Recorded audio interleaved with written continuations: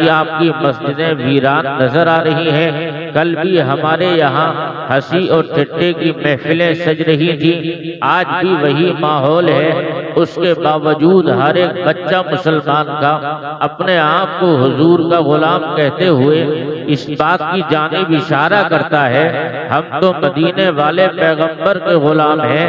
लेकिन मैं आपसे पूरी जिम्मेदारी के साथ ये अर्ज कर देना चाहता हूँ, आप कैसे गुलाम हैं? आपने इस्लाम के लिए क्या काम किया है? आपने इस्लाम के लिए कितने दिन खाना छोड़ा? आपने इस्लाम के लिए किन कुर्बानियों को पेश किया?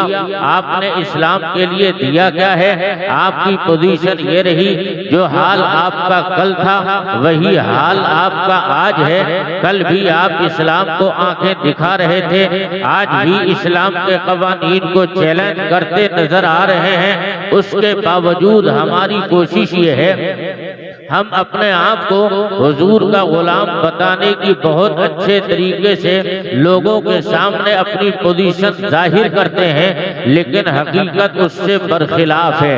मैं आपसे कहना चाहता हूँ, इस जमीन पर अगर आपको गुलाम देखना है, गुलाम होता कैसा है, मुस्तफा जाने रहमत के गुलामों की पोजीशन क्या है, पैगंबर आदम के गुलाम किस हद तक मुस्तफा जाने रहमत पर जानिसारी का जज्बा अपने सीने में रखा करते हैं। जब आप इस चीज पर गौर करें, आप पैगंबर आदम अलैहिस्सलाम के गुलामों को देखना है तो आप देखिए, अपने आप का मुहासबा कीजिए कि हम किस कैटेगरी में आते हैं। सरकार अक़दस सल्लल्लाहु अलैहि वसल्लम का कलमा पढ़ने वालों, गुलाम कैसा होता है, गुलाम क्या चीज है, गुलाम अपने आका के लिए किन किन हालात से गुजरना जानता है। आओ मुस्तफा जाने रहमत के उन गुलामों की पोजीशन सुन लो। सरकार पैगंबर आदम सल्लल्लाहु अलैहि वसल्लम की शान ये है, उनके गुलामों ने इस कदर सरकार से मोहब्बत और इश्क किया है, इतना प्यार किया है, इस कदर मोहब्बतें की हैं। उनकी मोहब्बतों का हाल ये है, इब्तिदाई इस्लाम है, पैगंबर आदम अलैहिस्सलाम की बारगाह में हजरत सैयदना सिद्दीक़ अकबर हाजिर खिदमत है। अर्ज करते हैं, या रसूल अल्लाह अलैहिस्सलातु वस्सलाम, क्या हम हक पर नहीं हैं? अल्लाह के पैगंबर ने इरशाद फरमाया, ए अबू बकर, हम हक पर हैं। अर्ज किया, या रसूल अल्लाह, क्या इस्लाम की खुल्ला तबलीग की इजाजत ना मिलेगी? हम कब तक घरों में बैठकर ये काम करते रहे? आका इजाजत दीजिए ताकि अलल ऐलान इस्लाम का प्रचार किया जाए, अलल ऐलान इस्लाम की तबलीग की जाए, खुल्ला इस्लाम का पैगाम लोगों तक पहुंचाया जाए। तो मदीने वाले पैगंबर ने इरशाद फरमाया, ए अबू बकर, हालात बेहतर नहीं है, जब बेहतर हो जाए तब चले जाना। लेकिन जिद है मुस्तफा जाने रहमत के यार अबू बकर को। अर्ज कर बैठे, आका इजाजत दीजिए। तब मेरे करीम नबी ने इजाजत दी और इजाजत के बाद हजरत सिद्दीक निकले हैं और मक्के के चौराहे पर जाकर ऐलान किया, क़ूलू ला इलाहा इल्लल्लाहु तुफ्लिहू। ए लोगों, अल्लाह की वहदानियत का इकरार कर लो, अल्लाह को एक मान लो और मुस्तफा जाने रहमत को अल्लाह का रसूल मान लो। याद रखना, ये जमीन का फर्श तुम्हारे लिए है, आसमां का शामियाना तुम्हारे लिए है, ये सितारों की जगमगाहट तुम्हारे लिए है, ये आसमां का सूरज तुम्हारे लिए है, ये सारी चीजें तुम्हारे लिए है। बस अल्लाह को एक मान लो और मोहम्मद इब्न अब्दुल्लाह को अल्लाह का रसूल मान लो। जब ये आवाज फिजाओं खलाओं को चीरती हुई दुश्मना ने इस्लाम के कानों से अबू बकर की टकराई है, तब दुश्मन इस्लाम आगे बढ़े, आगे बढ़कर अबू बकर को दबोच लिया। इस कदर मारा जा रहा है, अबू बकर के कानों से खून निकलने लगा, आपके सर से खून निकलने लगा, आप बेहोश होकर जमीन पे गिर गए और जमीन पे गिरने के बाद जब काफी टाइम हो गया, होश नहीं आ रहा है, निकलने वाले निकल के जा रहे हैं, इस कदर मारा गया है। अब बात रोक कर मैं आपसे ये पूछना चाहता हूँ, अबू अबू बकर ने दुश्मनों का बिगाड़ा क्या था जिसकी बुनियाद पे मारा जा रहा है? अबू बकर की गलती क्या थी जिसकी बुनियाद पर मारा जा रहा है? अबू बकर ने जुल्म क्या किया था जिसकी बुनियाद पर सताया जा रहा है? तो दुनिया जवाब देगी अबू बकर की खता कुछ नहीं थी, अबू बकर की गलती कुछ नहीं थी, अबू बकर ने सताया न था बल्कि एक अल्लाह की वहदानियत का ऐलान किया था, अल्लाह की सबदियत का ऐलान किया था, मुस्तफा की रिसालत का ऐलान किया था, इसलिए मारा जा रहा है। अब बात यही रोककर आगे बढ़ रही है। अब अपने भारत का भी जायजा लो। जब भारत का जायजा लिया तब हम ये देख रहे हैं, हम एयरपोर्ट के बाहर निकले दाढ़ी टोपी देखी गई है तब मारा जा रहा है, हवाई अड्डे के बाहर है या ट्रेनों में है या बस अड्डे पर है तब दाढ़ी टोपी देखकर हमें मारा जा रहा है, मॉब लिंचिंग की जा रही है। मैंने कहा यार क्या कर रहे हो? एक दाढ़ी टोपी वाले को मारकर क्या तुम इस्लाम को मिटा दोगे? क्या इस्लाम खत्म हो जाएगा? क्या एक दाढ़ी टोपी वाले को मिटाकर क्या इस्लाम को मिटा लोगे? तो जवाब मिलेगा नहीं। एक अकेले को मिटा के इस्लाम न मिटेगा, लेकिन मुसलमानों पे हैबत तारी हो जाएगी। तो मैं डंके की चोट पर ये ऐलान करना चाहता हूँ, याद रख लेना जब मक्के के लोगों से इस्लाम नहीं रुका जो कम मुसलमान थे आज तो करोड़ों की तादाद में है, तो इस्लाम कैसे रुकेगा? इस्लाम कैसे मिटेगा? लेकिन जो नहज वहां चल रही थी, जिस कैटेगरी पे कल काम हो रहा था उसी तरीके पे आज हो रहा है। लेकिन याद रख लेना इस्लाम कोई आगरे का पेठा नहीं है तुम जिसे निगल जाओगे, इस्लाम कोई हापुड़ का पापड़ नहीं है जिसे तुम खा जाओगे। इस्लाम तो उस फूल का नाम है, इस्लाम उस फूल का, उस खुशबू का नाम है। इसे रोकने के लिए ना कल कोई दीवार बनी थी ना आज कोई दीवार।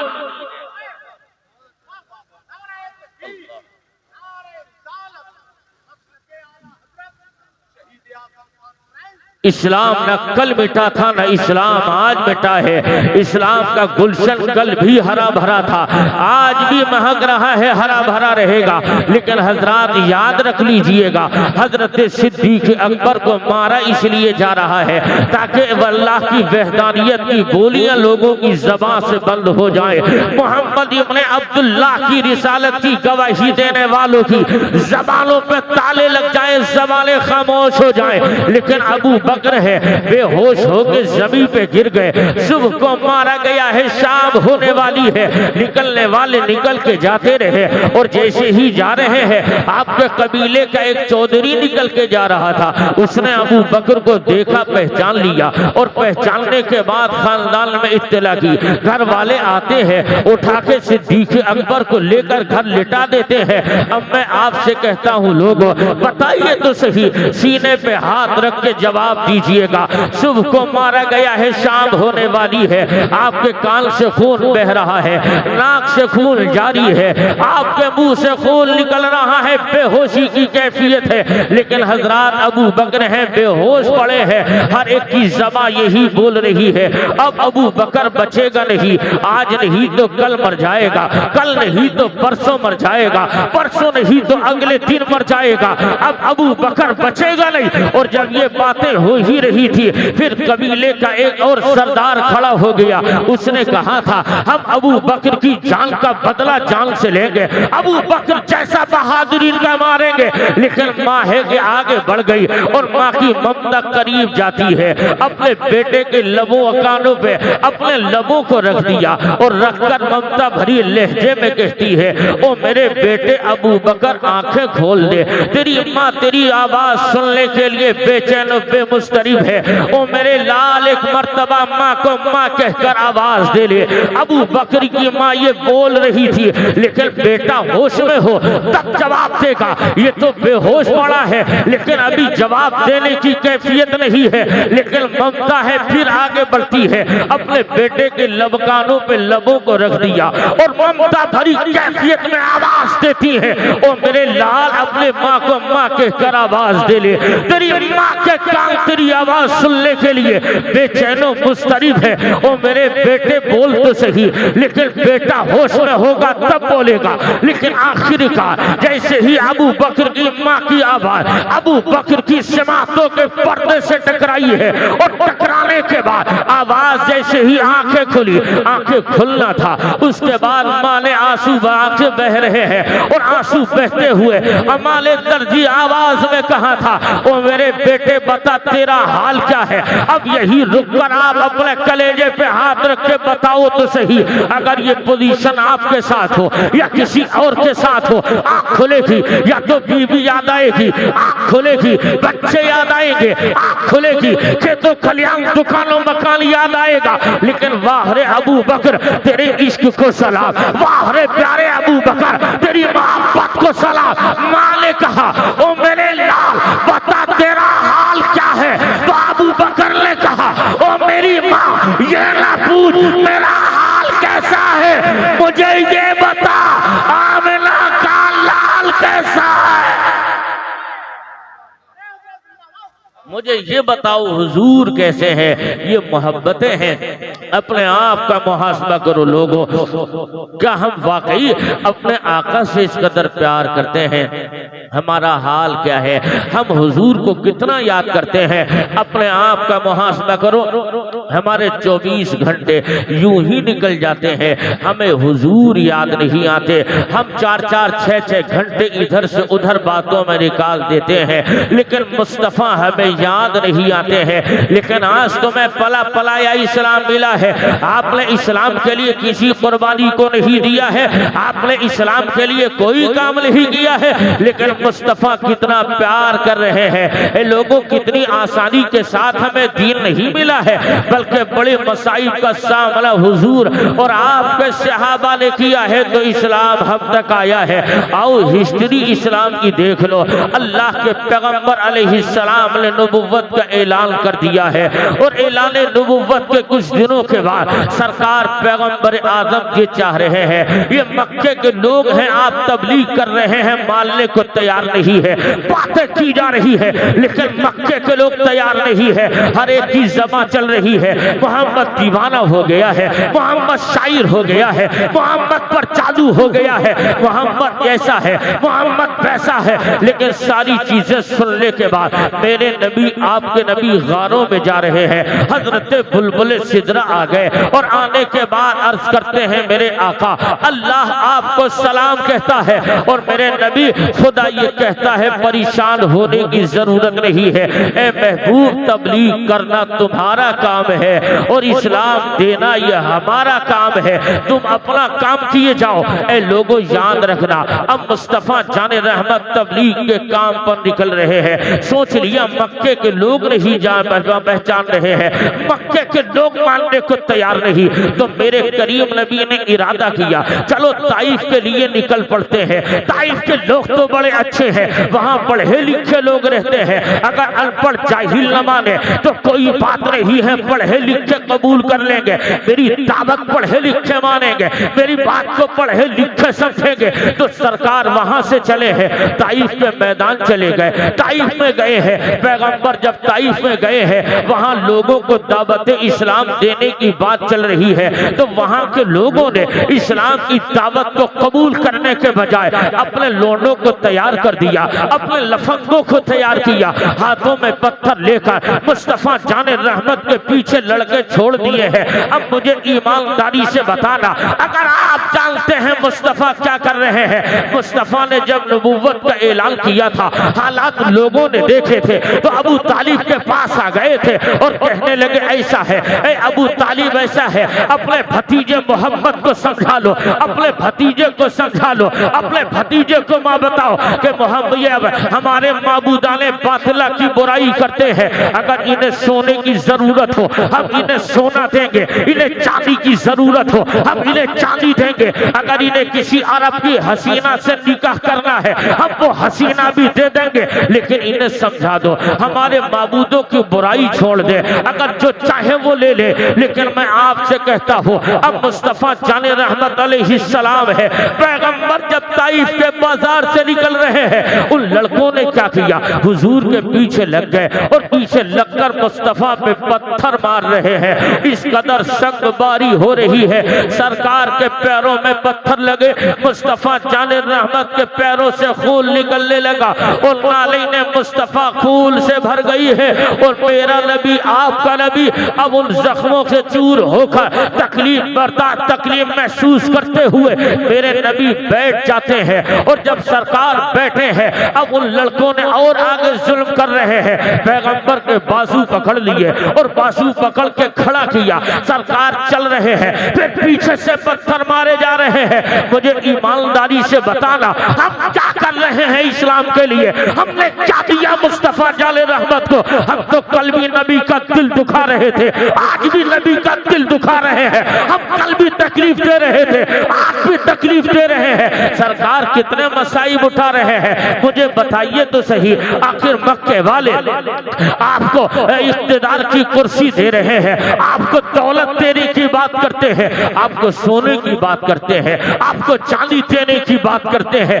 लेकिन सरकार ने सबको ठुकराया। और मुस्तफा जाने रहमत इन पत्थरों की बरसात को देखा सरकार कभी बैठते हैं फिर उठते हैं। अब मैं आपसे कहता हूँ लोगों बताइए तो सही, हमने इस्लाम के लिए क्या किया है? हम तो कल भी अपनी जिंदगी ऐश के साथ जी रहे थे, हमारे 24 घंटे यूं ही निकल जाते हैं, लेकिन हमें मदीने वाले की याद नहीं आती है, आका हमें याद नहीं आते हैं। कितनी कुर्बानियां दी है मदीने वाले ने, लेकिन हमने सबको भुलाया, अपनी रंग रंगेलियों में मस्त होकर रह गए हैं। लेकिन याद रख लेना मुस्तफा के गुलामों, इतना ही नहीं, एक दिन बुलबुले सिदरा रईसुल मलाइका जिब्रील अमीन बारगाह रिसालत में है और आने के बाद अर्ज करते हैं या रसूल अल्लाह अलैहिस्सलातु वस्सलाम, ये आपके जन्नती गुलामों के नाम है। सरकार ने उनके नामों को देखा और मुस्तफा जाने रहमत के चेहरे व दुहा पर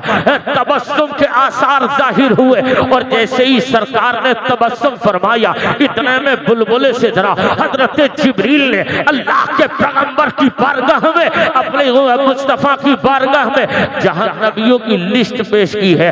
अर्ज किया आका ये आपके उम्मत के जहन्नमियों के नाम है। अब मुस्तफा जाने रहमत की चश्माने नबुव्वत से आंसू निकले, सरकार के चेहरे शरीफ का रंग बदल गया है। और जब आंसू निकले हैं तो मैंने कहा मैं आपसे कहता हूँ मुस्तफा के गुलामों, अपने कलेजे पे हाथ रख के सोचो तो सही, जब मदीने वाले के सामने उनके गुलामों की जन्नती गुलामों की लिस्ट दिखाई जाती है तो सरकार के चेहरे पे मुस्कान आती है, और जब जहन्नमी गुलामों की लिस्ट दिखाई जाती है तो सरकार को तकलीफ होती है। अब मुझे हाथ रखकर अपने कलेजे पे बताओ तो सही, क्या मक्के वालों ने कब सताया था, हुजूर पर कितना जुल्म किया है, सरकार मक्का छोड़ रहे हैं, मुस्तफा पे कितना जुल्म किया है, सरकार के ऊपर पत्थरों की बारिश की जा रही है, हजरत शेबे अबी तालिब में मुस्तफा को कैदी बनाया जा रहा है, महसूर किया जा रहा है, हालत नमाज में ऊंट की ओझड़ियां डाली जा रही है, और कभी कभी नमाज की हालत में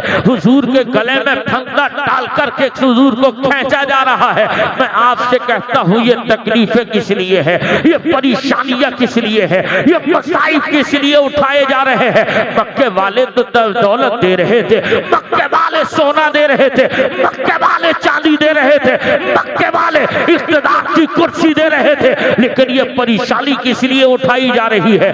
इस्लाम के लिए उठा रहे हैं, उम्मत के लिए उठा रहे हैं, अपने गुलामों के लिए उठा रहे हैं। और इतना ही नहीं, अब ठंडे दिल सोचो तो सही, सरकार कितनी तकलीफ उठा रहे हैं। अब मेरे इस्लाम के मुकद्दस दियालो, सरकार अलैहिस्सलाम ने जन्नतियों की लिस्ट देखी है, सरकार ने तबस्सुम तबस्सुम फरमाया। और जब जहन्नमियों के नाम आए हैं तो सरकार अलैहिस्सलाम को तकलीफ हुई है। अब मुझे बताइए तो सही, अगर हमारी बदअमालियों को जब मुस्तफा देख रहे होंगे तो क्या कब्र में सरकार को तकलीफ नहीं हो रही होगी? क्या हुजूर को तकलीफ नहीं पहुंच रही होगी? याद रख लेना लोगों, मुझे बताइए तो सही, आखिर हम तकलीफ किसे दे रहे हैं? क्या हुजूर जब हयात जाहिरी में थे, पैगंबर जब हयात जाहिरी में है, तो मक्के वालों ने बड़े जुल्म किए थे, मक्के वालों ने क्या कम सताया था? अब मैं आपसे कहूंगा, अगर कोई दुश्मन हो और दुश्मन अगर आपको तकलीफ दे तो ये दुश्मन के लिए बनता है कि वो आपका दुश्मन है और दुश्मन का काम तकलीफ देना है, दोस्त का काम तकलीफ देना नहीं, दुश्मन का काम तकलीफ देना होता है। लेकिन मुझे बताइए तो सही, आप किस कैटेगरी में है? अगर आप मुस्तफा जाने रहमत के दोस्त, मुस्तफा जाने रहमत के गुलाम है, तो गुलाम का काम तकलीफ देना नहीं होता है, गुलाम का काम तकलीफ देना नहीं है। ऐ लोगों, इस्लाम के मुकद्दस दिया लो, अगर सही माना में मुस्तफा के वफादार हो तो आज से ये अज़्म मुसम्मम कर लो, हम उठेंगे, बैठेंगे, खाएंगे, पिएंगे, जिंदगी के हर महाज पर हम मुस्तफा जाने रहमत की जिंदगी को अपनी नजर में बसाएंगे और उसी के तहत अपनी जिंदगी के शबो रोज गुजारेंगे। और यही तक नहीं, जब हम हुजूर के तरीके पर रहकर जिंदगी गुजारेंगे और मौत तो आनी है, आज नहीं तो कल, कल नहीं तो परसों, परसों नहीं तो अगले दिन हमें मौत आनी है। लेकिन याद रख लेना, हम बिस्तरे मर्ग पर पहुंच जाएं और बिस्तरे मर्ग पर पहुंचने के बाद मलकुल मौत हमारी रूह निकालने के लिए रूह निकालने के लिए हाजिर होने वाले हो। आप दुनिया छोड़कर जा रहे हैं, आपकी जिंदगी का एक एक लम्हा मुस्तफा की शरीयत के दायरे में रहकर गुजरा था और आप अपने सीने में इसके रसूल की शम्मा रोशन कर बिस्तरे मर्ग पर है, रूह कफ़से उनसरी से परवाज करने वाली हो और आपकी जबान हो आला हजरत के ये मिसरे हो और ये गुनगुनाते हुए दुनिया छोड़ दो। उन्हें जाना, उन्हें माना, ना रखा गैर से काम, लिल्लाहिल हम्द में दुनिया से मुसलमान गया। अस्तगफिरुल्लाह रब्बी मिन कुल्ली ज़ंबिन व तूबु इलैहि व मा अलैना इल्ला